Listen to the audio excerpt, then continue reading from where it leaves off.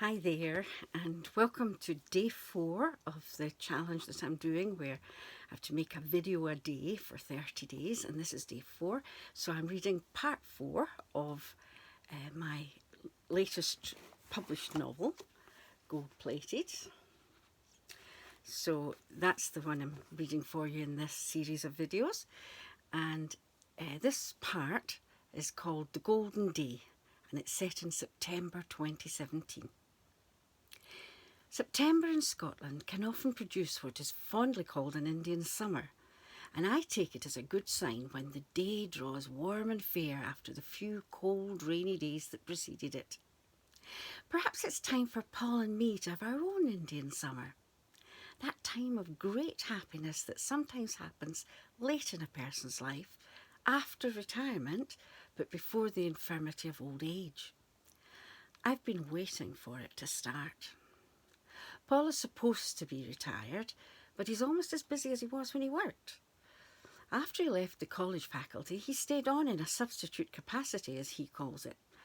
Though I'm not sure if that's what the college call it. He often takes groups of students abroad for educational purposes, though again, I've never been quite sure that's what I'd call these sorts of excursions. Not when I see the suntan he comes back with and the happy glow.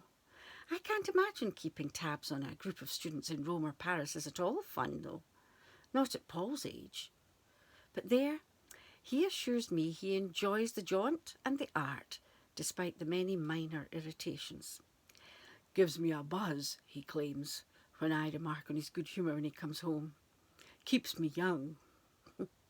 I think it's quite a vote of confidence in his abilities that the college still entrust him to do these trips at his age. Though he tells me there's always another tutor or two in the party. I've never been to Paris or Rome, and I'd love to accompany him sometime, but not with a bunch of students, thank you very much. While he's away, I often take the opportunity to do some reorganising at home or home decorating. What with that and tending to the garden, he's often back before I've had time to miss him. Sometimes in the past I thought I could be out working to earn pin money, but Paul likes me to be at home, even when he's not. It makes me laugh. For such a capable, self-assured man, he can be such a kid sometimes. I remember when I was at school, I liked to know Mum was at home. If she mentioned she was going shopping or to meet one of her friends or something, I'd fret all day at school. Would she be back in time when I got home? Would she be okay? Would anything happen to her? It wasn't so bad when she went out to work, because Dad was home by then. They had different shifts, and Mum always worked in the late evening after I was in bed, so we had the early evenings as a family. It gave me a sense of security knowing she was there even if I was not. And Paul's the same with me. He likes to know where I am, that I'll be home to make his dinner, home to welcome him as he comes through the door. In fact, he often pays me the compliment of telling me how much he needs me and how he doesn't like coming home to an empty house if I do happen to be out. How important I am in his life. Maybe it goes back to his childhood and the fact his parents didn't always have him home from boarding school in the holidays, and his mother was never home for him the rare occasions when they did. His colleagues and friends think of him as a confident, self-sufficient man, not needing other people for survival. But I know him to be different. That's only the face he chooses to show to the world. I've seen the other one. Yep, for all his bluster, he needs heaps of attention, even adoration. And as far as the waiting at the door with a smile and a warm welcome for him every day, he's just a big kid in long pants. And long ago I made the choice to indulge him in this particular whimsy. But I always thought there would come a day when we'd get to do things together. Perhaps go to Paris, sit on the banks of the Seine, sketching one of the 37 bridges that scan the river. Go to Rome, to wonder at the chilling grandeur of the Colosseum and the ancient splendour of the Titus Arch. Or have a fishing trip near home. I could make us up a picnic and we could sit in folding chairs by the banks of a river in some gorgeous Scottish glen. waiting for the rod to dip with a trout or a salmon nibbling the bait. I'd like that. The odd weekend in Pitlochry doesn't hold quite the same magic. Pitlochry's lovely, but I do believe I know every inch of it by now. Every charity shop, every woodland walk, every tartan gift shop, every step of the fish ladder. A wee Indian summer would be quite nice right about now. And I've dropped plenty hints. A wee trip abroad is what I'd like if he's going to splash out on a golden gift for me. 50 years is a long time to wait to spend time together. We'd married when Paul was 28 and I was 20. Sounds so simple when you say it like that. But in reality, it'd been far from simple. But I don't want to dwell on that. Today is to be our golden day. There are plenty of things I could dwell on that would mar my enjoyment of the day if I let them. And I suspect that would be the same with most marriages. I doubt if it's plain sailing all the way for anybody. And it wasn't for us. But there, we're only human. After all, and since there are no perfect humans, there will be no perfect marriages, despite the public facade some adopt. My chest swells when I dwell on the fact we've been true to one another for 50 years. 50 years through thick and thin, as the saying goes. It's a long time to stay faithful and still be happy. There are so many couples whose marriages have floundered and failed. If asked, I doubt I could tell the secret of our success. Perhaps it has a lot to do with the fact that Paul is still so busy, the very thing I'd most like to change. With a shake of my head, the thought is dismissed. The choice is made to change the subject. And I smile as I look out at the clear blue sky and the sunlight falling on my garden. Yes, a good sign. A golden day for our golden day. And I better finish getting dressed, ready to enjoy it. The dress I'm going to wear tonight is hidden in the wardrobe till later. I want it to be a surprise for Paul. He hasn't seen it yet and has no idea of the peaceful hours I've spent sewing while he's been out and about. It makes me smile every time I open the wardrobe door, push aside the things it hides behind, and see my handiwork hanging there. Inspired by the pale, creamy yellow woodland primroses that bloom in our garden every spring, designed and fashioned over the summer months after their faded beauty folded and faded further, it has been such a delight to make. Impossible to improve on nature, all I could do was allow the delicate flowers to inform my eye and guide my hand as I sketched and painted, desiring to capture the essence of their beauty in the spring to infuse into my work in the summer. The chiffon material I sought out is gossamer thin and beautiful, the colour soft as sunshine on a misty day, and the dress slips over my still trimmed figure in flattering, floaty, fluted layers to just below my knees. Being so fine is one of the most difficult materials I've ever worked with, but worth every painstaking moment of the hours and days it took to cut and sew.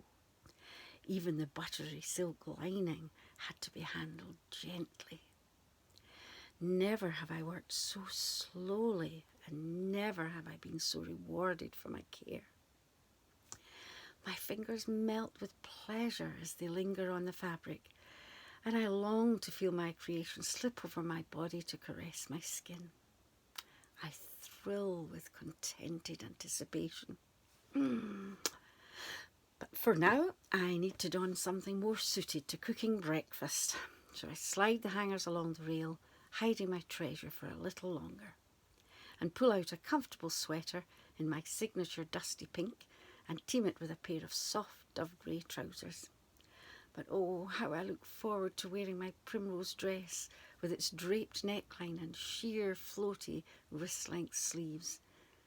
And it's hard to stop gazing at it and smiling, thinking about the joy it will be to wear. I'm so grateful to be able to make my own clothes, to be able to choose colours and styles that suit me and fit me exactly as I like them to. It's such a gift. In fact, I think the best gift I was ever given was a second-hand singer sewing machine given by my mother on my 16th birthday in 1962. She'd watched me hand-stitch dresses and skirts I designed myself, taking hours to sew each item, wearing them with shy delight. I had been making clothes for years by the time she saved enough to buy the machine of my dreams. I'd seen it in Mr. McCluskey's second-hand emporium down Harris Road when I'd been delivering his papers. I was 14 and looking to earn money from my sewing, which I loved, rather than delivering papers, which I hated. A sewing machine would make that possible.